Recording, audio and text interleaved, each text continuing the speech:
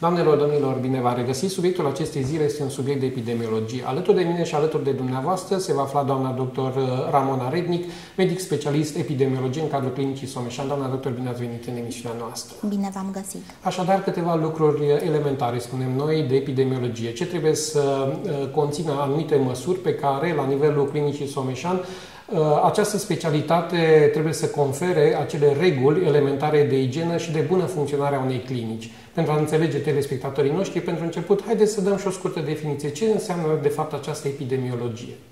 Epidemiologia se ocupă cu supravegherea, prevenirea și controlul infecțiilor nozocomiale.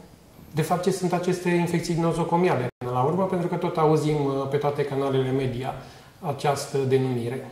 Deci, infecția nozocomială este acea infecție numită și intraspitalicească, contractată în spital sau în orice unitate sanitară cu paturi și se referă la orice boală determinată de microorganisme, boală ce poate fi recunoscută clinic sau microbiologic, care afectează fie bolnavul datorită internării în spital sau a îngrijirilor primite, fie personalul medico-sanitar prin activitatea sa, indiferent dacă simptomele bolii apar sau nu în intervalul în care persoana respectivă este în spital.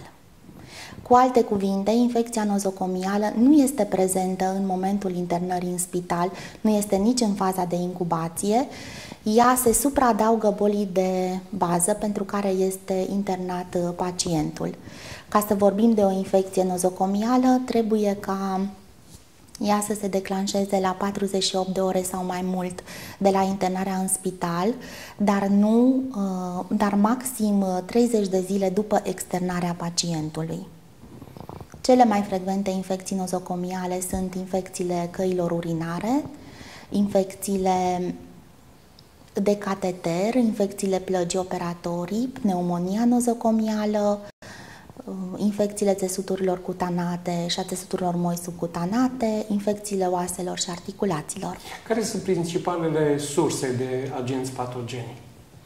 Principalele surse de agenți patogeni sunt diferite categorii populaționale dintr-un spital, și anume personalul medico-sanitar de bază, apoi cel tranzitoriu, cum ar fi stagiari, rezidenți, elevi, studenți, voluntari, vizitatorii spitalului și personal auxiliar, cel de întreținere.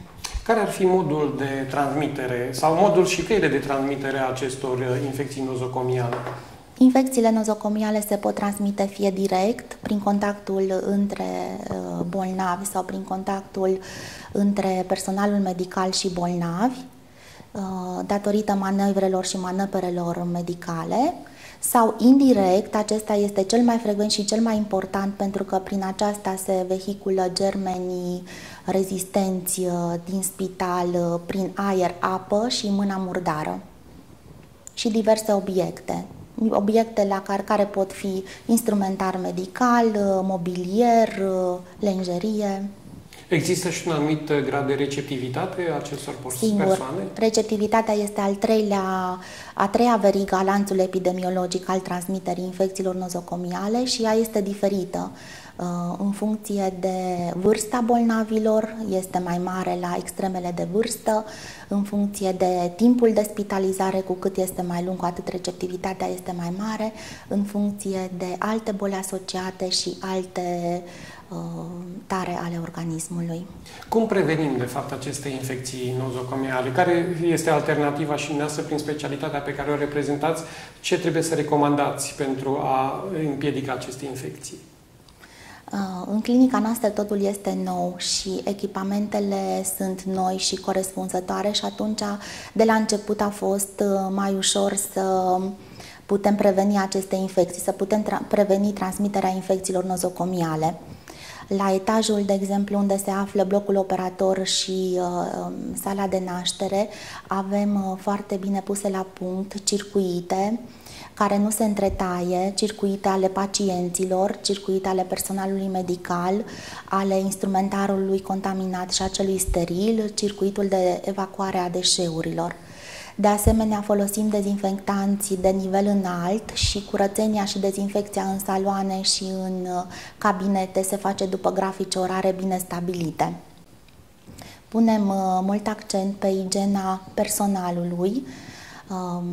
Pentru aceasta, personalul nostru este instruit prin cursuri, dar și se face și o instruire zilnică, mare importanță acordându-se igienii mâinilor, mâna fiind un vector important al transmiterii infecțiilor nozocomiale. Vizitatorii care pătrund în clinica noastră de la început au o mișcare controlată în clinică. Ei sunt dotați cu acei papuci de unică folosință și halate de unică folosință care le iau peste hainele de stradă. De asemenea, dacă se constată că ei suferă de vreo boală cu transmitere aerogenă, ei sunt rugați să poartă o mască facială de unică folosință. Ce fel de sterilizare se folosește în clinica Someșan? În clinica Someșan avem un spațiu central de sterilizare, organizat conform normelor în vigoare cu 3 zone. Zona murdară, așa zisă zonă murdară, unde se preia instrumentarul contaminat, se spală, se dezinfectează, zona de sterilizare propriu-zisă și zona de depozit a materialelor sterile. Avem 3 tipuri de aparate, deci 3 tipuri de sterilizare. Sterilizare cu aer cald, sterilizare cu abur și sterilizare cu plasmă. Sterilizarea cu plasmă sau sterilizarea cu temperatură joasă este cea mai nouă, netoxică și rapidă metodă de sterilizare. Se folosește o soluție pe bază de peroxid de hidrogen. Un ciclu de sterilizare durează aproximativ 45 de minute și temperatura maximă la care se ajunge este de 55 de grade.